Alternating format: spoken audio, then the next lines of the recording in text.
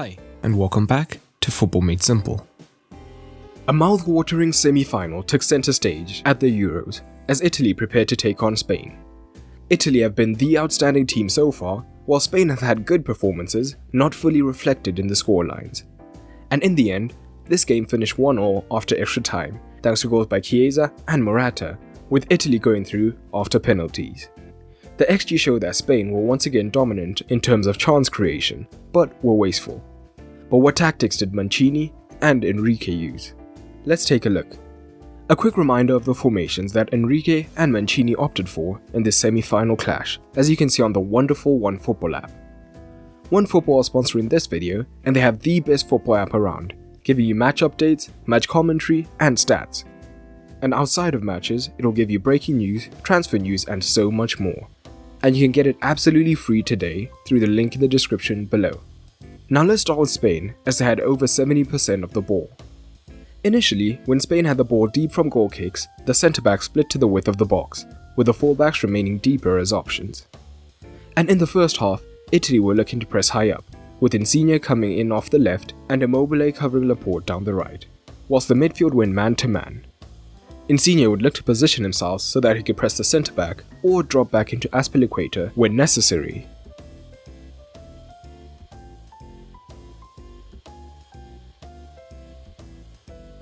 Spain could still go wide directly, but they had more success when they first played into the midfield, as Insigne would fully be then drawn on to Garcia, and the pivot could then played out to Azpilicueta, though Emerson was quick to press.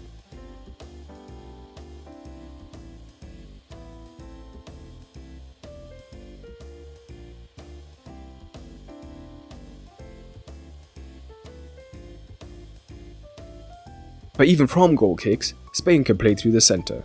First, due to Busquets being willing to take risks in deeper regions, trying to play line-breaking passes despite being under pressure. And playing Olmo as a false nine was a stroke of genius, as even in these deep phases, he could drop into the midfield to create a 4 versus 3 in this region, so that he could receive in the space and then break higher up the pitch.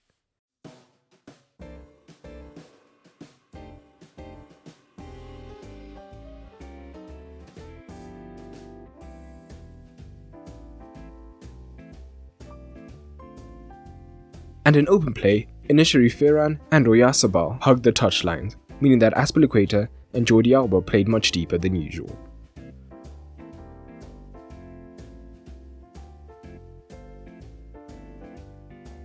And Spain were happy to attack wide or through the centre.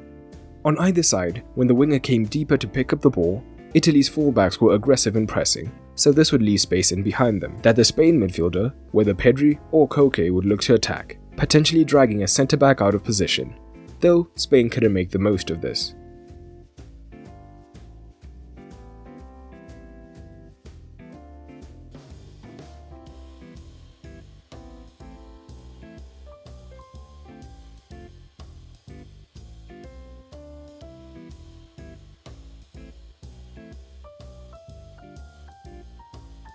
But again, the centre was the most important region, led by the movement of Dani Olmo. Initially, Italy were looking to press man-to-man in the midfield, and Koke often came deep to be a second pivot alongside Busquets. So Barella and Verratti were drawn higher up the pitch, leaving Jorginho 1 versus 1 with Pedri.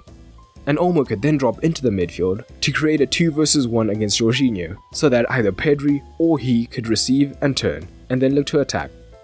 And at times, we also saw Oyarzabal coming central into the centre-forward position when Azpilicueta moved higher in these phases.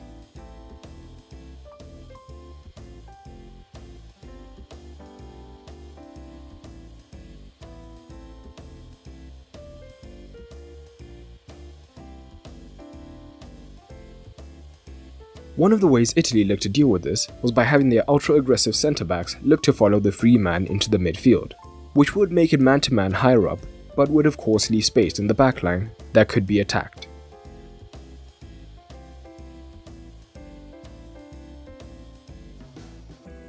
But as Jordi Alba was starting deep, Italy tried to use Chiesa to tuck in narrow as the fourth midfielder to allow their centre-backs to remain deeper.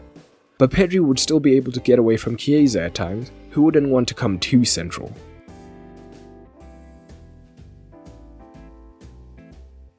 It also allowed Alba to push higher up on the left-hand side, with Ferran moving narrow so that Alba and Torres could look to combine 2 versus 1 against Lorenzo.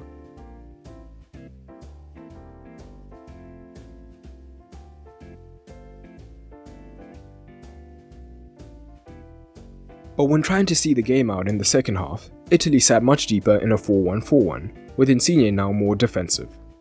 This would hypothetically compress the space between the lines, increasing the central protection and making it harder for a man to drop in between. But one of the wider central midfielders would still spring forward to press the centre-back when they were on the ball.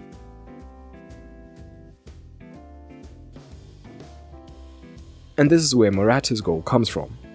Laporte draws the midfielder, and like Olmo, Morata was willing to drop in here, creating a 3 versus 2 in the midfield. Also note that with Berardi narrow, Alba has pushed higher up on the outside, allowing Olmo to move more central. Morata can receive, turn, and drive, and as discussed, the aggressive Italy centre-backs leave space in the back line that the 1-2 can exploit, as Olmo is narrow with Alba higher, and Morata is able to finish. In extra time, Spain were even more front foot, with their possession jumping up to 77%. And they changed their structure, as Morata and Moreno were the wingers on paper and needed to be closer to the box, so Alba and the more offensive Llorente would push high and wide. Rodri operated almost as a right centre-back to provide cover for Llorente when he pushed higher up, and Spain would still have the central overload, so we did see Moreno in particular pick up the ball in danger zones.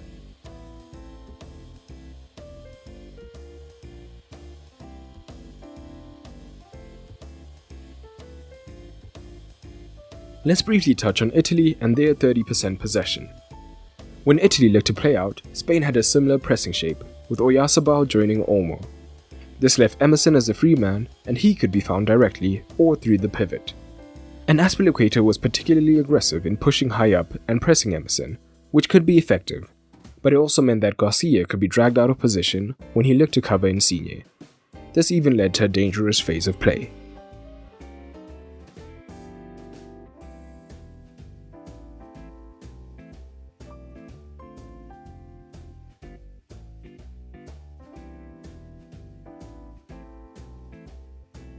But one of the main reasons Spain stopped Italy playing was by starving Jorginho and Verratti of the ball, who usually run the game, and they only had the 5th and 6th most passes of the ball, with mainly the defenders getting on the ball. And this is because Spain were effective with their man-to-man press in midfield. Because unlike Spain, Italy's forward, Immobile, stayed higher up the pitch instead of causing an overload in the midfield, so Italy could lose the ball when pressed in midfield. Overall, Italy were fortunate to go through, but it won't bother them too much, although they might need an improved performance in the final. Spain will be bitterly disappointed, and again, their poor finishing came back to haunt them. But what did you make of the match? Drop it down below. And if you want even more content whilst helping to support the channel, consider checking out my Patreon at patreon.com/footballmadesimple. You'll get early access to videos, exclusive videos, as well as access to the upcoming FMS video podcast. But that's all for today, and remember, keep it simple.